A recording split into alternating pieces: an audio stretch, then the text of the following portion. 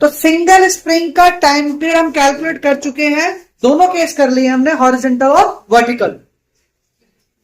अब हम फाइंड करेंगे time period of a system जिसके अंदर हमारे पास दो या दो से ज्यादा स्प्रिंग्स है और हमने स्प्रिंग्स को कनेक्ट किया गया है सीरीज या पैरेलल। तो time period of a combination of springs, पहला केस हम लेके चल रहे हैं पैरेलल कॉम्बिनेशन, जब हमने स्प्रिंग्स को पैरेलल में कनेक्ट किया है। पैरेलल से यहां पे कहने का मतलब क्या है कि एक सिंगल वेट से उन्हें कनेक्ट किया गया है, आमने सामने। तो ए और बी दोनों स्प्रिंग्स के फिक्स पॉइंट है और दोनों स्प्रिंग के दूसरे एंड से मैंने कॉमन मास को कनेक्ट कर दिया, राइट। अब अगर मैं मास को या स्प्रिंग को स्ट्रेच करता हूं फॉर डिस्प्लेसमेंट वाई, तो वो डिस्प्लेसमेंट दोनों स्प्रिंग्स के लिए होगा, यानी दोनों स्प्रिंग्स सेम डिस्प्लेसमेंट से स्ट्रेच होंगी, क्योंकि जो मास है मैंने वो कॉमन लिया है, उस मास को मैंने दोनों स्प्रिंग से कनेक्ट किया गया। दोनों स्प्रिंग्स के स्प्रिंग फैक्टर अलग अलग है, K1 एंड K2। जब स्प्रिंग अपनी पोजीशन को रिगेन करेगा तो रिस्टोरिंग फोर्स की वजह से करेगा। दोनों स्प्रिंग पर रिस्टोरिंग फोर्स की डायरेक्शन सेम होगी, क्योंकि दोनों का डिस्प्लेसमेंट सेम डायरेक्शन में था, इसलिए रिस्टोरिंग फोर्स भी सेम डायरेक्शन में होगा, लेकिन डिस्प्लेसमेंट के अपोजिट।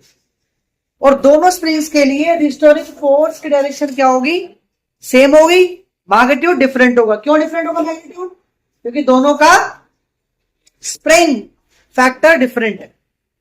तो जैसे हम पहले डिस्कस कर चुके हैं कि स्प्रिंग के अंदर जो मोशन है वो कैसा होता है, सिंपल हार्मोनिकली। तो फर्स्ट स्प्रिंग के लिए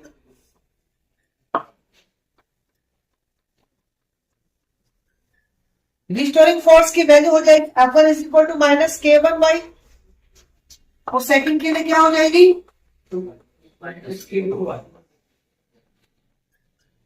F2 is equal to minus K2Y। तो टोटल रिस्टोरिंग फोर्स क्या हो जाएगी, दोनों को ऐड कर देंगे।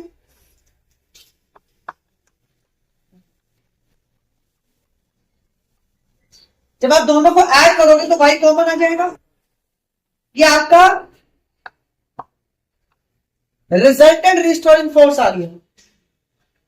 अब एसएचएम से हमें क्या पता है, F is equal to minus KY, standard form of SHM. दोनों इक्वेशन को कंपेयर करते हैं, थर्ड और फोर्थ को। यहां से K की वैल्यू क्या आ जाएगी, K1 प्लस K2, यानी इफेक्टिव स्प्रिंग फैक्टर आ गया। अगर स्प्रिंग्स को आपने पैरेलल में कनेक्ट किया गया है, उस केस में रिजल्टेंट स्प्रिंग फैक्टर या इफेक्टिव स्प्रिंग फैक्टर की वैल्यू क्या होगी, दोनों के स्प्रिंग फैक्टर को सिंपली ऐड कर दोगे। अब टाइम पीरियड का फॉर्मूला क्या होता है, 2π√m/K। तो यहां पर फॉर्मूला क्या बन जाएगा, 2π√m divide by K1 plus K2, क्योंकि K की वैल्यू क्या हो गई, K1 प्लस K2। तो ये आपका टाइम पीरियड आ गया जब हमने स्प्रिंग्स को पैरेलल में कनेक्ट किया। तो सेकंड केस है इसका सीरीज कॉम्बिनेशन। अब सीरीज कॉम्बिनेशन में स्प्रिंग्स को दो तरीके से कनेक्ट किया गया। केस ए को देखें तो यहां पर जो मास है वो दोनों स्प्रिंग्स के बीच में है, यानी हॉरिजॉन्टली प्लेस किया गया है। सीरीज मतलब आपके स्प्रिंग्स एक ही लाइन में, यहां भी आपके स्प्रिंग्स एक ही लाइन में, ये वर्टिकल पोजीशन है, लेकिन यहां पे मास को कनेक्ट किया गया है दोनों स्प्रिंग के एंड पर, यानी एक एंड स्प्रिंग का कॉमन रखा गया है और दूसरे स्प्रिंग के एक एंड से मास को कनेक्ट किया गया। तो सीरीज कॉम्बिनेशन आपका दो तरह का होगा, दोनों को डिस्कस करेंगे। अगर पहले आप केस ए को देखो, अगर मैं इस मास को किसी एक साइड लेके जाता हूं, सपोज मास को राइट में लेके जाता हूं, तो आपका पहला स्प्रिंग में क्या आएगा, एक्सटेंशन आएगा, लेकिन दूसरे में क्या आएगा, कंप्रेशन। तो आपका एक स्प्रिंग आपका एक्सटेंड होगा, दूसरा आपका कंप्रेस होगा। तो जितना आप स्प्रिंग वन को एक्सटेंड करोगे उतना ही आपका स्प्रिंग टू कंप्रेस होगा। यानी दोनों के लिए डिस्प्लेसमेंट की वैल्यू सेम होगी, डायरेक्शन भी सेम है। ये पहला स्प्रिंग भी आपका राइट में गया, दूसरा भी आपका राइट में गया, इसका मतलब रिस्टोरिंग फोर्स आपका लेफ्ट में होगा दोनों के लिए। लेकिन दोनों के लिए रिस्टोरिंग फोर्स की वैल्यू क्या होगी, डिफरेंट होगी। क्यों डिफरेंट होगी, क्योंकि दोनों का स्प्रिंग फैक्टर डिफरेंट है। इसका मतलब पहले के लिए क्वेश्चन क्या आएगी, F1 is equal to minus K1 दूसरे के लिए F2 is equal to minus K2 कहने का मतलब क्या हो गया कि केस ए के लिए जो फार्मूला है वो आपका सेम आएगा जो हमने पैरेलल कॉम्बिनेशन के लिए किया। तो ये आपका केस ए के लिए सेम डेरिवेशन, इफेक्टिव के K1 प्लस K2। क्लियर है। अब केस बी की बात करें, केस बी को आप देखो,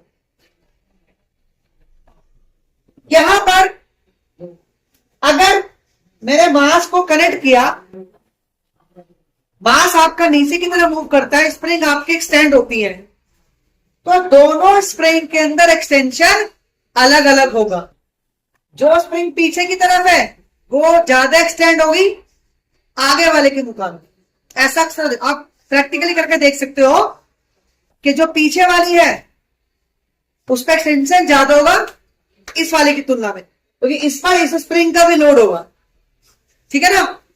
तो यहां पर y1 ग्रेटर देन y2, तो दोनों स्प्रिंग में डिस्प्लेसमेंट अलग अलग होगा लेकिन डायरेक्शन सेम होगी। बट जब हमने स्प्रिंग के एंड को कनेक्ट कर दिया तो एक सिंगल सिस्टम बन गया जिसकी वजह से रिस्टोरिंग फोर्स दोनों के लिए क्या हो जाएगा, सेम, और डायरेक्शन क्या होगा, डिस्प्लेसमेंट के अपोजिट। तो यहां पर दोनों के लिए डिस्प्लेसमेंट तो डिफरेंट है बट रिस्टोरिंग फोर्स आपका सेम है। तो टोटल डिस्प्लेसमेंट क्या हो गया, y1 प्लस y2। पहली स्प्रिंग के इक्वेशन निकालो,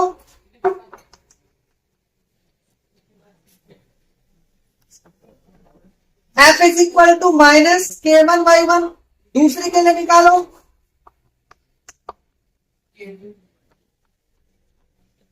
माइनस K2 y2, राइट। दोनों के लिए आपकी वैल्यू सेम है। अब यहां से आप y1 और y2 की वैल्यू निकालो इक्वेशन 1 और 2 में से, और उसको सब्स्टिट्यूट कर दो y equal to y1 plus y2 में। तो y1 की वैल्यू क्या आ जाएगी, माइनस F अपॉन K1, और y2 की वैल्यू हो जाएगी माइनस F अपॉन K2। यहां से F ले लो common,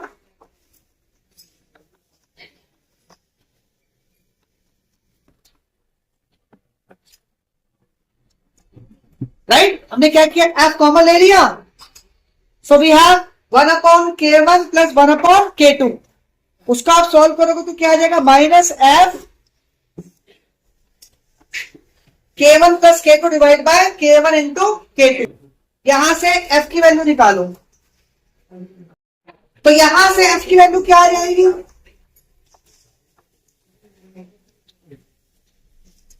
minus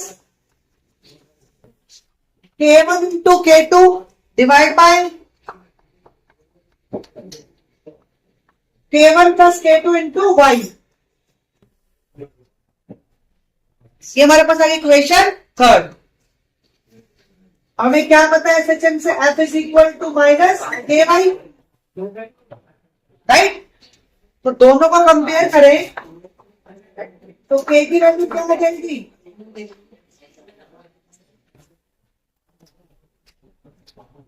K is equal to K1 into K2 divide by K1 plus K2। अब क्या फॉर्मूला है टाइम पीरियड का? T equal to 2 by root of m upon में k।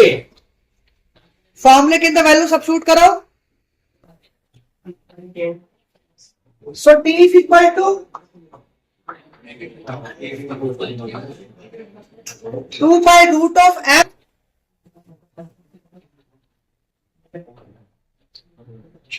अपॉन में k। k की वैल्यू क्या है? k1 k2 divide by k1 plus k2। ये आपके पास आ गया formula for time period.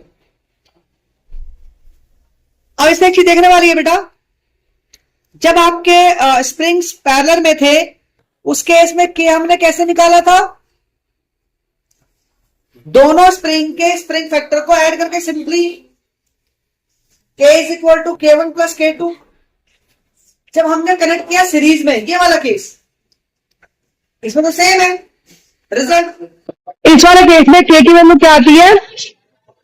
k1 k2 divide by k1 plus k2। अगर इसका रेसिप्रोकल करो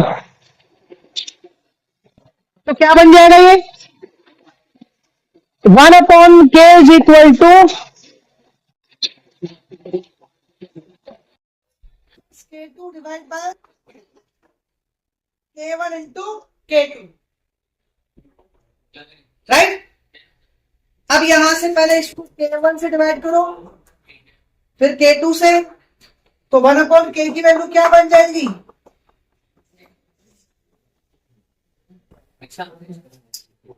one upon k is equal to 1 upon k1 plus 1 upon k2।